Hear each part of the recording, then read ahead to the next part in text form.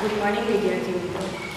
હાલની પરિસ્થિતિને આપણે જોઈએ છીએ તો જે કોરોના વૈશ્વિક મહામારી છે, જેને કારણે વિશ્વના દરેક ક્ષેત્રને તેની માઠી અસર થઈ રહી છે. એમાં પણ શિક્ષણ જગત છે, શિક્ષણ ક્ષેત્રની એની વિશેષ અસર થઈ રહી છે. તો આ શિક્ષણ જગતને કોરોના વૈશ્વિક મહામારીની અસર ઓછી થાય એ માટેનો એક સરળ ઉપાય છે ઓનલાઈન એજ્યુકેશન. આપણી શાળા પણ ઓનલાઈન એજ્યુકેશન દ્વારા દરેક વિદ્યાર્થી સુધી શિક્ષણ પહોંચે તેવી વ્યવસ્થા ઉપલબ્ધ કરે છે. અહીંયા આપણે ધોરણ 7માં વિજ્ઞાન અને ટેકનોલોજી વિષયની અંદર આપણે અહીંયા ચેપ્ટર નંબર 1 જોઈશું, જેનું નામ છે વનસ્પતિની અંદર પોષણ, વનસ્પતિમાં પોષણ. અહીંયા આપણે ધોરણ 7ની અંદર જોઈએ તો ટોટલ 18 ચેપ્ટર આવે છે અને આ 18 ચેપ્ટરની અંદરથી પહેલાં જે 9 ચેપ્ટર છે એ આપણે પ્રથમ સેમેસ્ટરની અંદર જોઈશું અને ત્યાર પછીના 9 ચેપ્ટર છે એ આપણે બીજા સેમેસ્ટરની અંદર જોઈશું. અહીંયા આપણે પ્રથમ સેમેસ્ટરની અંદર જોઈએ તો એમાં જે પહેલું ચેપ્ટર છે એ છે વનસ્પતિની અંદર પોષણ, કે વનસ્પતિની અંદર પોષણ કઈ રીતે થાય છે. હવે આપણે જોઈએ છીએ કે દરેક સજીવ છે, દરેક સજીવને પોતાનું જીવન જીવવા માટે કઈ કઈ વસ્તુની એની પ્રાથમિક જરૂરિયાત કઈ છે કે એનું જીવન એ જીવી શકે. તો કે જીવન જીવવા માટે દરેક સજીવની જે પ્રાથમિક જરૂરિયાત છે એ છે હવા, પાણી અને ખોરાક. હવા વગર છે એ આપણે થોડા સમય સુધી પણ આપણે ચલાવી શકતા નથી. એટલે કે ઓક્સિજન છે એ આપણી સૌપ્રથમ પ્રાથમિક જરૂરિયાત છે. ત્યાર પછી પાણી અને ખોરાક પણ એટલો જરૂરી છે. કે ખોરાક છે, હવે આપણે જો ઉર્જા મેળવીએ આપણા શરીરની અંદર, ધોરણ 6ની અંદર આવતું હતું કે આપણે ખોરાક શા માટે લઈએ છીએ, તો કે આપણે ઉર્જા મેળવવા માટે. ઉર્જા આપણે શા માટે મેળવવી જોઈએ, તો કે આપણે કોઈ પણ કાર્ય કરવું હોય, આપણે કોઈ પણ કામ કરવું હોય કે શરીર દ્વારા કોઈ પણ શારીરિક ક્રિયાઓ જેમ કે ચાલવું, દોડવું, કૂદવું, કોઈ કામ કરવું, રમત રમવી, આ બધી જે શારીરિક ક્રિયા છે, શારીરિક ક્રિયા કરવા માટે આપણે ઉર્જાની જરૂર પડે છે. અને ઉર્જા આપણને શેમાંથી મળે છે, તો કે ખોરાકમાંથી મળે છે. એટલે આપણે ખોરાક છે એ લેવો જોઈએ, કારણ કે આપણા શરીરને ઉર્જાની જરૂરિયાત છે. હવે આપણને એવો વિચાર આવે કે કદાચ આપણે શારીરિક ક્રિયાઓ ન કરીએ અને ખાલી એમ જ બેસી રહીએ અથવા તો સૂઈ રહીએ તો આપણને ખોરાકની જરૂરિયાત પડે કે ના પડે. તો જ્યારે આપણે કોઈ શારીરિક ક્રિયાઓ જેમ કે ચાલવું, કૂદવું, દોડવું, કોઈ કાર્ય કરવું, રમત રમવી, આવી શારીરિક ક્રિયાઓ ન કરતા હોઈએ, શાંતિથી બેઠા હોઈએ અથવા તો આરામની સ્થિતિમાં હોઈએ તો પણ આપણે ખોરાકની જરૂરિયાત હોય છે. અને આ ખોરાક શા માટે આપણે જોઈએ, તો કે આપણી અંદર શારીરિક ક્રિયાઓ એ ઉપરાંત જૈવિક ક્રિયાઓ થાય છે. કઈ કઈ જૈવિક ક્રિયાઓ, તો કે શ્વસન છે, ઉત્સર્જન છે, પાચન છે, પરિવહન છે, આ બધી જે જૈવિક ક્રિયાઓ થાય છે શરીરની અંદર જે આપણે જોઈ શકતા નથી, એવી જૈવિક ક્રિયાઓ કરવા માટે પણ આપણે ઉર્જાની જરૂર પડે છે. અને ઉર્જા આપણને શેમાંથી મળે છે, તો કે ખોરાકમાંથી મળે છે. એટલે ખોરાક દ્વારા આપણને ઉર્જા મળે છે, જેના દ્વારા આપણે શું કરી શકીએ છીએ, તો કે શારીરિક તેમજ જૈવિક ક્રિયાઓ કરી શકીએ છીએ. ખોરાક દ્વારા આપણે શારીરિક ક્રિયાઓ તેમજ જૈવિક ક્રિયાઓ કરી શકીએ છીએ. જેમ આપણે ખોરાકની જરૂરિયાત હોય છે એવી જ રીતે વનસ્પતિને પણ ખોરાકની જરૂરિયાત હોય છે. હવે આપણને એવો વિચાર આવે કે વનસ્પતિને થોડું કંઈ ચાલવું હોય છે, દોડવું હોય છે કે કોઈ કામ કરવું હોય છે, તો વનસ્પતિને શા માટે ખોરાકની જરૂરિયાત હોય છે, એને શા માટે ઉર્જાની જરૂર હોય છે. તો વનસ્પતિ છે એ વનસ્પતિને પણ ખોરાકની જરૂરિયાત હોય છે. શા માટે, તો કે વનસ્પતિ છે એને પોતાના બંધારણ માટે, બરાબર, જે વનસ્પતિ હોય એનું આખું જે બંધારણ હોય છે, એટલે કે મૂળ છે, થડ, પ્રકાંડ, પર્ણ, ફળ, આ આખું જે એનું બંધારણ છે એ બંધારણ માટે એને ઉર્જાની જરૂર હોય છે. તે ઉપરાંત એની વૃદ્ધિ માટે, કે વનસ્પતિ છે એ ચાલતી નથી કે કોઈ કાર્ય કરતી નથી પણ એની વૃદ્ધિ તો થાય છે, એટલે કે એની વૃદ્ધિ માટે એને ઉર્જાની જરૂર હોય છે. તે ઉપરાંત કે વનસ્પતિની ઉપર કે કોઈક ઘા પડે છે એટલે કે એના સમારકામ માટે, બરાબર, વનસ્પતિના સમારકામ માટે પણ એને ઉર્જાની જરૂર પડે છે. એટલે આવી રીતે વનસ્પતિ છે એને પણ ખોરાકની જરૂર હોય છે, એને પણ ખોરાકમાંથી ઉર્જા મેળવવાની જરૂર હોય છે. એટલે અહીં આપણે જોઈએ છીએ વનસ્પતિમાં પોષણ. હવે આપણે ધોરણ 6ની અંદર જોઈ ગયા કે ખોરાકમાં રહેલા પોષક તત્વો, બરાબર. આપણે જે ખોરાક લઈએ છીએ અથવા તો વનસ્પતિ જે ખોરાક લે છે એ ખોરાક, કોઈ પણ ખોરાક હોય, ખાદ્ય પદાર્થો, એ ખોરાકની અંદર કયા પોષક તત્વો રહેલા છે. તો ખોરાકની અંદર મુખ્યત્વે ધોરણ 6ની અંદર આપણે જોઈ ગયા કે કાર્બોદિત, પ્રોટીન, ચરબી, વિટામિન, ખનિજ, ક્ષાર. મુખ્યત્વે 5 ખોરાકની અંદર મુખ્યત્વે 5 પોષક તત્વો છે: કાર્બોદિત, પ્રોટીન, ચરબી, વિટામિન અને ખનિજ, ક્ષાર. તે ઉપરાંત પણ આપણને ખોરાકની અંદરથી પાચક રેશા અને પાણી મળે છે. એટલે મુખ્યત્વે 5 પોષક તત્વો છે: કાર્બોદિત, પ્રોટીન, ચરબી, વિટામિન અને ખનિજ, ક્ષાર, જે દરેક ખોરાકમાંથી આપણને મળી રહે છે. કે ખોરાક આપણે ખાઈએ છીએ તો અમુક ખોરાક હોય છે જે કાર્બોદિતથી ભરપૂર હોય છે, અમુક ખોરાક હોય છે એમાં પ્રોટીનનું પ્રમાણ વધારે હોય છે, અમુકમાં ચરબીનું પ્રમાણ વધારે હોય છે. આવી રીતે ખોરાકની અંદર પોષક તત્વો રહેલા છે અને આ પોષક તત્વો છે એ શું કરે છે તો કે એની અંદર જે કાર્બોદિત, પ્રોટીન, ચરબી, વિટામિન, ખનિજ, ક્ષાર છે એની મદદથી આપણે શરીરને ઉર્જા મળે છે અને એના કાર્યો પણ કેવા છે? અલગ અલગ છે, જે આપણે ધોરણ 6 ની અંદર જોયું હતું. ત્યાર પછી આપણે જોઈએ કે લીલી વનસ્પતિ. લીલી વનસ્પતિ છે એ લીલી વનસ્પતિ પોતાનો ખોરાક જાતે બનાવે છે અને આ જે પ્રક્રિયા છે એને આપણે કહીએ છીએ પ્રકાશ સંશ્લેષણની પ્રક્રિયા. કે લીલી વનસ્પતિ પ્રકાશ સંશ્લેષણની પ્રક્રિયાથી પોતાનો ખોરાક છે એ જાતે બનાવે છે.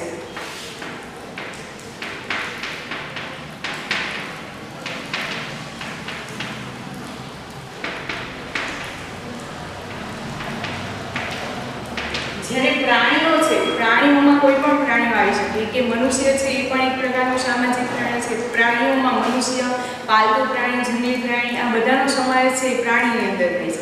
વનસ્પતિ છે, લીલી વનસ્પતિ, માત્ર લીલી વનસ્પતિ છે એ પોતાનો ખોરાક જાતે બનાવે છે અને એ ક્રિયાને કહેવાય છે પ્રકાશ સંશ્લેષણની પ્રક્રિયા. ત્યાર આપણે જોઈએ કે પ્રાણીઓ છે એ પોતાનો ખોરાક જાતે બનાવતા નથી. હવે આપણને વિચાર આવે કે પ્રાણીઓમાં આપણો સમાવેશ થાય છે તો આપણે તો આપણો ખોરાક જાતે બનાવીએ છીએ રસોડામાં. તો એ ખોરાકની વાત નથી. કેમ? તો કે આપણે જે ખોરાક બનાવીએ છીએ, ઉદાહરણ તરીકે દાળ, ભાત, શાક, રોટલી. તો દાળ, ભાત, શાક, રોટલી છે એ જે એના મૂળ તત્વો છે, એટલે કે એની જે સામગ્રી છે એ શેના ઉપર આધારિત હોય છે? ઉદાહરણ તરીકે આપણે લઈએ દાળ, તો દાળની અંદર આવે કઠોળ. તો કઠોળ એ શું છે? તો કે એક પ્રકારની વનસ્પતિ જ પેદાશ છે. તે ઉપરાંત આપણે લઈએ દૂધ, કે દૂધનો આપણે ખોરાક તરીકે ઉપયોગ કરીએ છીએ તો એ દૂધ શું છે? તો કે એ પ્રાણી જ પેદાશ છે. એટલે આપણે જે ખોરાક બનાવીએ છીએ, રસોડાની અંદર જે ખોરાક બનાવીએ છીએ, એ ખોરાકનો જે મૂળ સ્ત્રોત છે એ શું છે? તો કે વનસ્પતિ અને પ્રાણીઓ છે. એટલે આપણે જે ખોરાક મેળવીએ છીએ એટલે આપણે શેના ઉપર આધારિત છે? તો કે ક્યાં તો વનસ્પતિ ઉપર, ક્યાં તો પ્રાણીઓ ઉપર. એટલે પ્રાણીઓ, દરેક પ્રકારના પ્રાણી છે એ પોતાનો ખોરાક જાતે બનાવતા નથી. મનુષ્યનું ઉદાહરણ છે. તે ઉપરાંત આપણે જોઈએ છીએ કે વાઘ છે, સિંહ છે, તો એ કઈ રીતે? તો કે વાઘ અને સિંહ છે એ પોતાનો ખોરાક, કે એનાથી જે નાના પ્રાણી છે, ઉદાહરણ તરીકે સિંહ લઈએ છે તો સિંહ છે એ હરણનો શિકાર કરે છે. તો હરણ એ શું છે? તો કે પ્રાણી છે. એટલે સિંહ છે એ અન્ય પ્રાણીઓ પર આધાર રાખે. તો હરણ છે એ હરણનો ખોરાક શું હોય છે? તો કે એ ઘાસ ખાય છે. તો ઘાસ એ શું છે? તો કે વનસ્પતિ છે. એટલે આવી રીતે જે પ્રાણીઓ છે એ પોતાના ખોરાક તરીકે કોઈ પ્રાણી ઉપર, અન્ય પ્રાણી ઉપર અથવા તો વનસ્પતિ ઉપર આધાર રાખે છે. એટલે આપણે કહી શકીએ કે પ્રાણી છે એ પોતાનો ખોરાક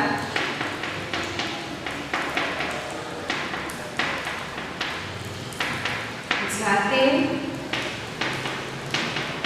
બનાવતા નથી, પરંતુ એ શું કરે છે? તો કે અન્ય પ્રાણીઓ ઉપર આધાર રાખે છે અથવા તો વનસ્પતિ ઉપર આધાર રાખે. જ્યારે લીલી વનસ્પતિ છે એ પ્રકાશ સંશ્લેષણની પ્રક્રિયાથી પોતાનો ખોરાક જાતે બનાવે છે. આ બે વસ્તુ છે એ યાદ રાખવાની છે. ત્યાર પછી આપણે જોઈએ નવો ટોપિક છે વનસ્પતિની અંદર પોષણના પ્રકાર.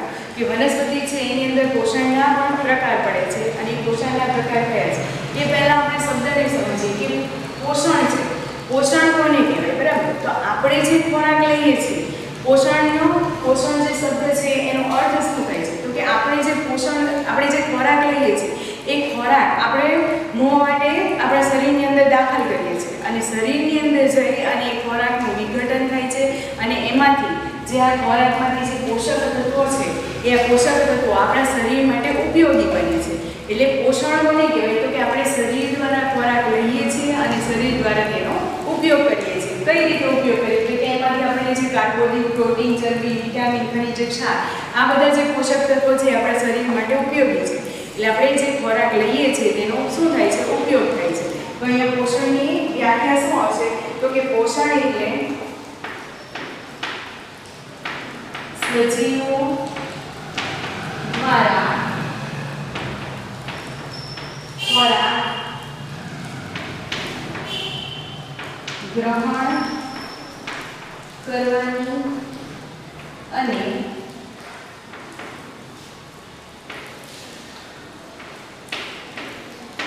શરીર દ્વારા તેનો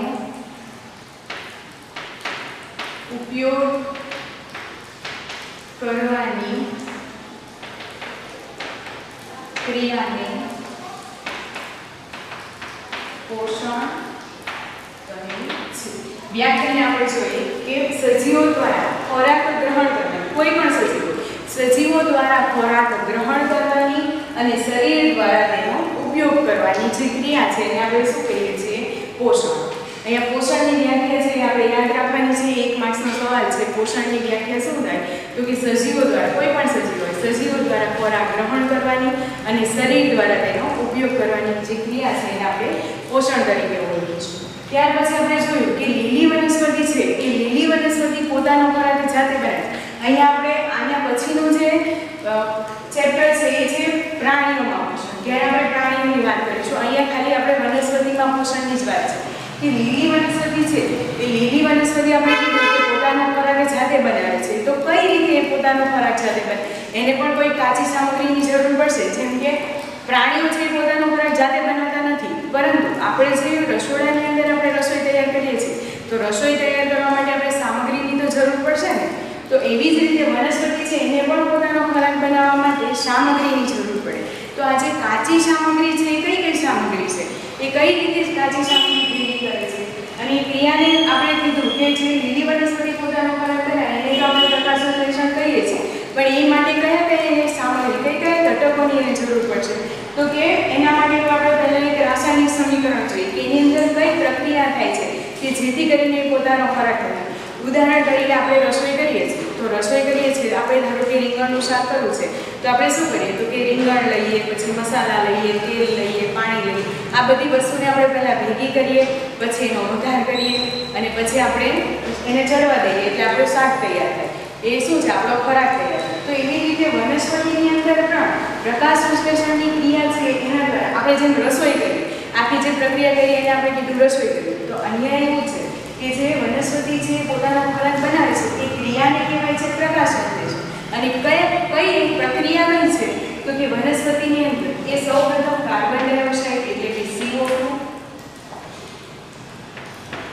પછી પાણી, સૂર્યપ્રકાશ,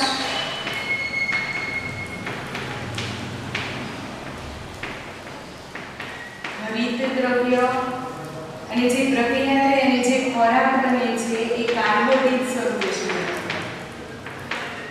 વત્તા ઓક્સિજન। આખી પ્રક્રિયાની પહેલા સમજીએ કે લીલી વનસ્પતિ છે એ વાતાવરણની અંદર કાર્બન ડાયોક્સાઇડ વાયુ રહેલો છે। આ કાર્બન ડાયોક્સાઇડ વાયુ છે એને ટૂંકમાં આપણે લખીએ તો CO2 લખાય, એનું અણુસૂત્ર છે CO2 એટલે કે કાર્બન ડાયોક્સાઇડ, બરાબર?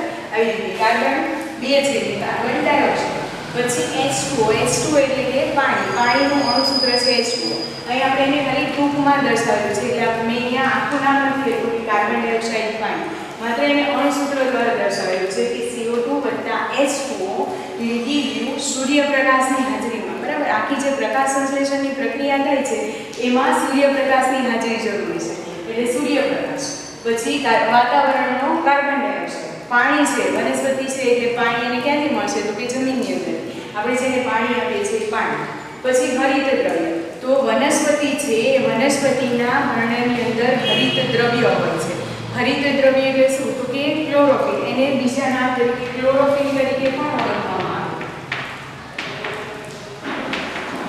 હરિત દ્રવ્ય છે એને આપણે ક્લોરોફિલ તરીકે પણ ઓળખી શકીએ છીએ। એટલે પર્ણની અંદર રહેલું હરિત દ્રવ્ય, જે પર્ણનો લીલો રંગ છે એ લીલું રંજક દ્રવ્ય એ શું છે? તો કે હરિત દ્રવ્ય છે, જે ક્યાં હોય? એના પર્ણની અંદર હોય। એટલે કે વનસ્પતિમાં આવેલું હરિત દ્રવ્ય, પછી સૂર્યપ્રકાશ જેને વાતાવરણમાંથી સૂર્યમાંથી મળે છે સૂર્યપ્રકાશ, આ બધાની મદદથી એ જે પોતાનો ખોરાક બનાવે છે એ ખોરાકને કાર્બોદિત સ્વરૂપે સંગ્રહાય છે અને ઓક્સિજન વાયુ છે એ મુક્ત થાય છે। એટલે આખી જે પ્રક્રિયા છે એ કાર્બન ડાયોક્સાઇડ વત્તા પાણી, સૂર્યપ્રકાશની હાજરીમાં અને એના પર્ણની અંદર જે હરિત દ્રવ્ય હોય છે એ હરિત દ્રવ્યની મદદથી જે ખોરાક બનાવે છે એ ખોરાક વનસ્પતિની અંદર કાર્બોદિત સ્વરૂપે સંગ્રહાય છે અને ઓક્સિજન વાયુ છે એ મુક્ત થાય છે।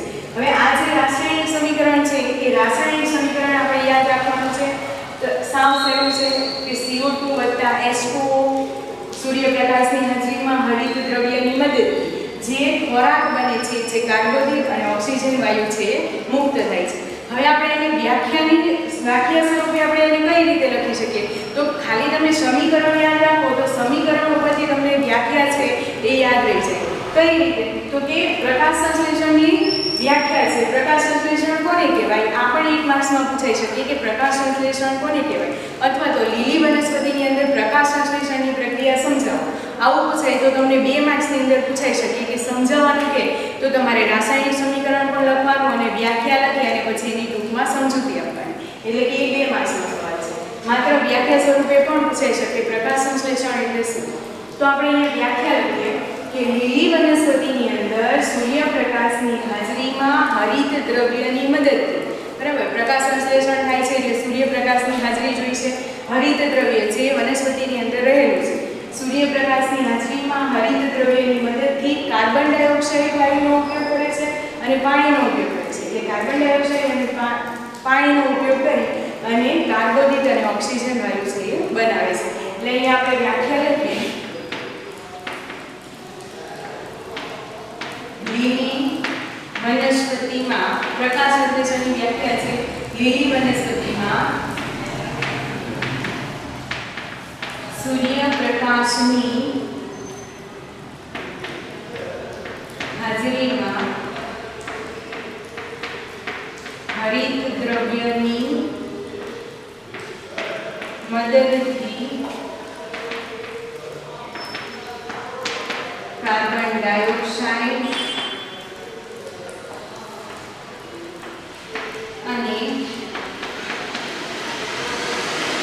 પાણીનો ઉપયોગ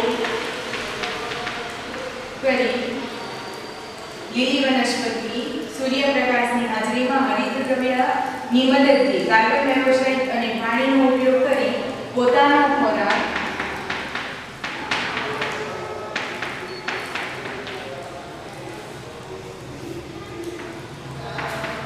જાતે બનાવે છે. તેને પ્રકાશ સંશ્લેષણ કહે છે. આ વ્યાખ્યા છે યાદ રાખવાની છે. માત્ર તમે રાસાયણિક સમીકરણ યાદ રાખો તો તમને વ્યાખ્યા છે યાદ રહી જાય કે પ્રકાશ સંશ્લેષણની પ્રક્રિયા છે લીલી વનસ્પતિની અંદર થાય. તો અહીંયાથી આપણે વ્યાખ્યા ચાલુ કરવાની. વ્યાખ્યા છે એની અંદર એક પણ શબ્દ છે આમ તેમ નહીં ચાલે. વ્યાખ્યામાં શબ્દનું બંધારણ જરૂરી છે કે લીલી વનસ્પતિમાં સૂર્યપ્રકાશની હાજરીમાં હરિત દ્રવ્યની મદદથી કાર્બન ડાયોક્સાઇડ અને પાણીનો ઉપયોગ કરી પોતાનો ખોરાક જાતે બનાવે છે. એ પ્રક્રિયાને કહેવાય છે પ્રકાશ સંશ્લેષણની પ્રક્રિયા. અને એની સમજૂતી તો કે કાર્બન ડાયોક્સાઇડ અને પાણીની મદદથી વનસ્પતિ પોતાનો ખોરાક જાતે બનાવે છે, જે કાર્બોદિત સ્વરૂપે સંગ્રહાય છે અને ઓક્સિજન વાયુ છે મુક્ત થાય છે. આ એની સમજૂતી છે. ત્યાર પછી આપણે જોઈએ કે લીલી વનસ્પતિની અંદર પોષણ છે એ મુખ્યત્વે 2 પ્રકારે થાય છે. કઈ રીતે? પોષણના અહીંયા પ્રકાર છે. તો પોષણમાં પહેલો જે પ્રકાર છે એ છે સ્વાવલંબી પોષણ અને બીજો જે પ્રકાર છે એ છે પરાવલંબી પોષણ. હવે અહીંયા બંને શબ્દને આપણે સમજીએ કે સ્વાવલંબી પોષણ એટલે શું અને પરાવલંબી પોષણ એટલે શું. અહીંના 2 પ્રકાર છે વનસ્પતિની અંદર. પોષણના મુખ્ય 2 પ્રકાર છે કે સ્વાવલંબી પોષણ અને પરાવલંબી પોષણ. તો સ્વાવલંબી પોષણ એટલે શું? તો કે જે વનસ્પતિ પોતાનો ખોરાક જાતે બનાવે, તો જે સજીવ પોતાનો ખોરાક પોતાની જાતે બનાવે છે એને કહેવાય છે સ્વાવલંબી પોષણ. અને પરાવલંબી પોષણ કોને કહેવાય? તો કે જે સજીવ પોતાનો ખોરાક જાતે બનાવતા નથી તેને કહેવાય છે પરાવલંબી પોષણ. જે સજીવો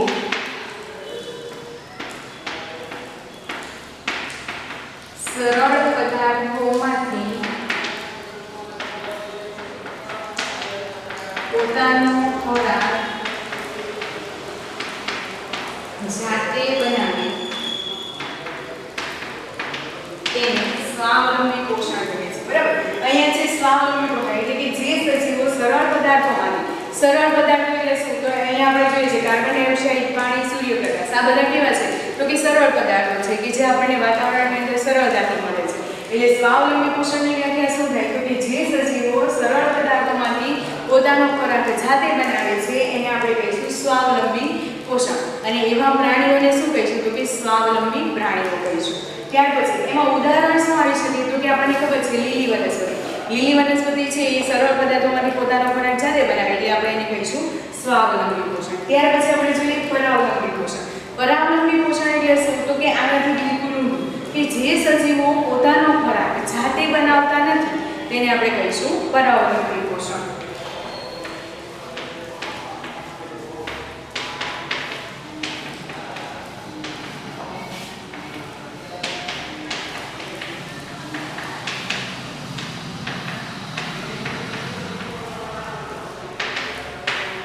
જે સજીવો પોતાનો ખોરાક જાતે બનાવતા નથી તેને આપણે કહીશું પરાવલંબી પોષણ. અને એવા પ્રાણીઓને કહીશું આપણે પરાવલંબી પ્રાણીઓ અથવા પરાવલંબી સજીવો કહીશું. ત્યાર પછી આપણે જોઈએ કે જે લીલી વનસ્પતિ છે એ લીલી વનસ્પતિમાં જે ખોરાક બનવાની જે પ્રક્રિયા છે એ ક્યાં થાય છે? જેમ પ્રાણીઓમાં આપણે વાત કરીએ કે આપણે જ્યારે રસોઈ કરીએ છીએ તો આપણે રસોઈ ક્યાં કરીએ છીએ? તો કે રસોડાની અંદર.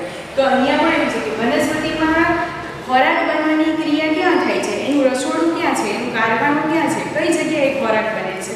તો લીલી વનસ્પતિની અંદર ખોરાક બનવાની પ્રક્રિયા છે એના પર્ણની અંદર થાય છે. એટલે પર્ણ શું છે? તો કે પર્ણ છે વનસ્પતિમાં ખોરાક બનવા માટેનું કારખાનું છે અથવા તો રસોડું છે પર્ણ. એટલે કે પર્ણની અંદર ખોરાક છે તૈયાર થાય છે અને કાર્બોદિત સ્વરૂપે એનો સંગ્રહ થાય છે. એટલે પર્ણ છે એ મુખ્ય ભાગ ભજવે છે ખોરાક બનવાની પ્રક્રિયામાં.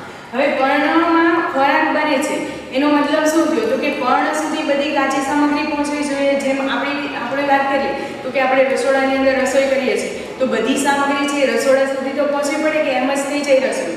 રસોડા સુધી બધી સામગ્રી પહોંચવી પડે. તો અહીંયા પણ આપણે જોઈએ કે પર્ણની અંદર પર્ણ છે એનું રસોડું છે એટલે કે એનું કારખાનું છે જ્યાં ખોરાક બને છે.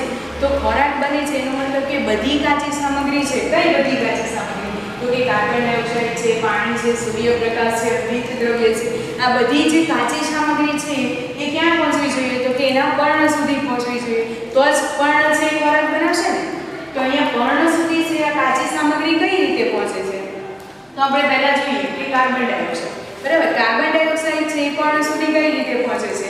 તો મિત્રો પર્ણ છે પર્ણની સપાટી ઉપર નાના નાના છિદ્ર જેવી રચના હોય છે.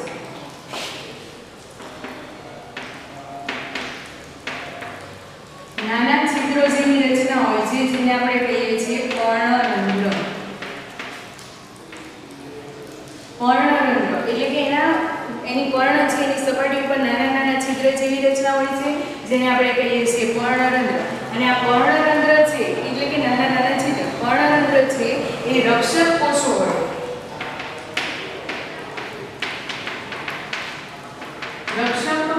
વડે આવૃત હોય છે. એટલે રક્ષક કોષો વડે પર્ણરંધ્ર છે આવૃત હોય છે. અને આ પર્ણરંધ્ર છે શું કામ કરે છે?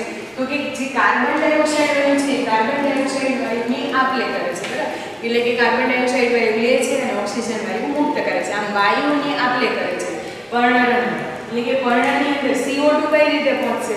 તો કે CO2 છે એ પર્ણરંધ્ર દ્વારા એટલે કે નાના નાના છિદ્ર દ્વારા પર્ણ સુધી કાર્બન ડાયોક્સાઇડ પહોંચે છે. ત્યાર પછી આપણે જોઈએ પાણી.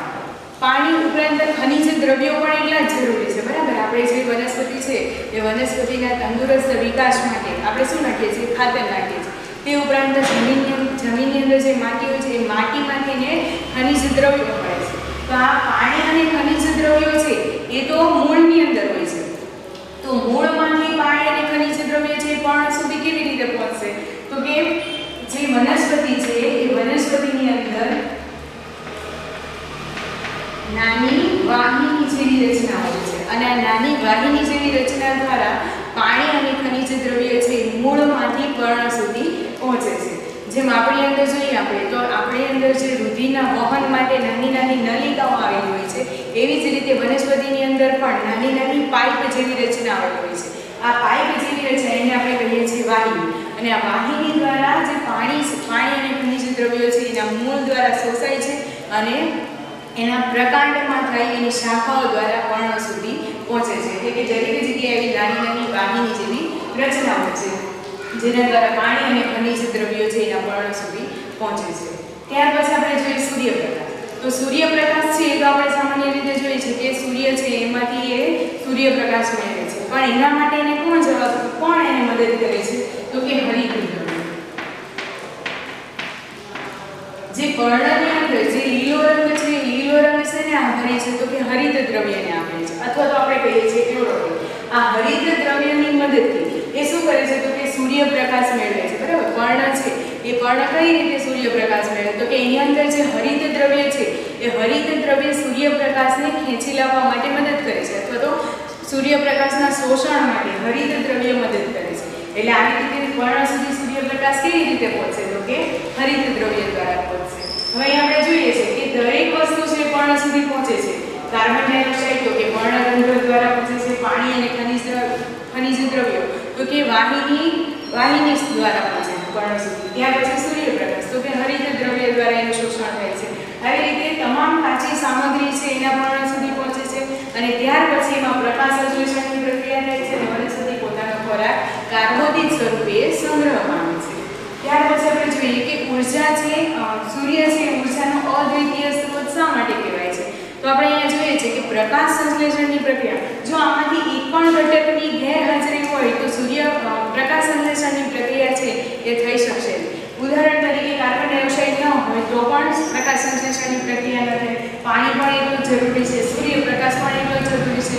હવે અહીંયા આપણો એક સવાલ છે કે સૂર્ય છે ઉર્જાનો અદ્વિતીય સ્ત્રોત શા માટે છે? તો કે સૂર્યમાંથી ઉર્જા મળે છે, અને સૂર્યપ્રકાશ છે એ સૂર્યપ્રકાશની મદદથી લીલી વનસ્પતિ પોતાનો ખોરાક જાતે બનાવે છે.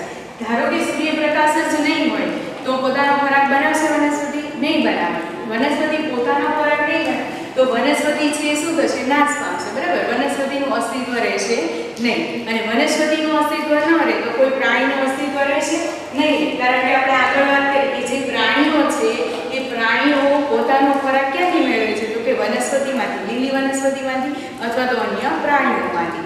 તે ઉપરાંત ખોરાક તો મેળવે જ છે, તે ઉપરાંત અહીંયા આપણે પ્રક્રિયા જોઈએ છે તો કે લીલી વનસ્પતિમાં પ્રકાશ સંશ્લેષણની પ્રક્રિયા થઈ ઓક્સિજન વાયુ મુક્ત થાય છે. આ ઓક્સિજન વાયુ મુક્ત થાય છે એનો મતલબ શું? તો કે આપણે જે શ્વાસની પ્રક્રિયામાં, બરાબર, શ્વસનની પ્રક્રિયામાં ઓક્સિજન લઈએ છીએ એ ઓક્સિજન પણ કોણ? તો કે પ્રકાશ સંશ્લેષણની પ્રક્રિયાથી જ મુક્ત થાય છે.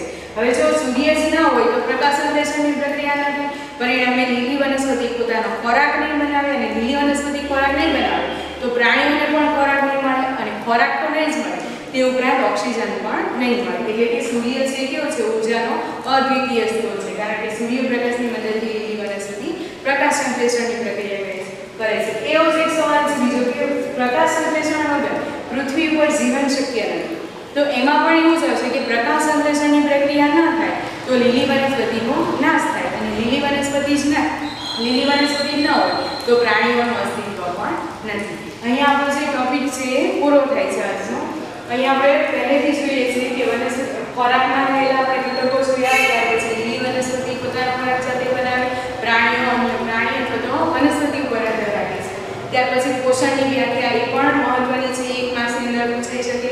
પોષણની વ્યાખ્યા, પ્રકાશ સંશ્લેષણ પણ યાદ રાખવાનું છે આપણે, એનું રાસાયણિક સમીકરણ અને એની વ્યાખ્યા. ત્યાર ઉપરાંત એની સમજૂતી પૂછાય તો આપણે સમીકરણો પરથી આપણે એની સમજૂતી આપવાની છે. અને ત્યાર પછી આપણે જોયું કે વનસ્પતિની અંદર પોષણના મુખ્ય બે પ્રકાર છે, સ્વાવલંબી પોષણ, પરાવલંબી પોષણ. એની વ્યાખ્યા જોઈ, ઉદાહરણ જોયું, અને આ તફાવત રૂપે અથવા તો વ્યાખ્યા સ્વરૂપે પૂછાઈ શકે છે. ત્યાર પછી આપણે જોયું કે વનસ્પતિની અંદર ખોરાક બનાવવાનું જે કારખાનું છે એ ક્યાં છે? તો કે પર્ણની, અને પર્ણની અંદર ખોરાક બને છે માટે ત્યાં તમામ કાચી સામગ્રી છે એ પહોંચવી જરૂરી છે, અને આ કાચી સામગ્રી છે કઈ રીતે પર્ણ સુધી પહોંચે એ આપણે જોયું. અને ત્યાર પછી આપણે જોયું કે સૂર્ય છે એ ઉર્જાનો અદ્વિતીય સ્ત્રોત શા માટે છે, અને પ્રકાશ સંશ્લેષણની પ્રક્રિયા શા માટે જરૂરી છે. અહીંયા આપણે 1 માર્ક્સનો અથવા તો 2 માર્ક્સનો સવાલ છે આના ઉપરથી પૂછાઈ શકે.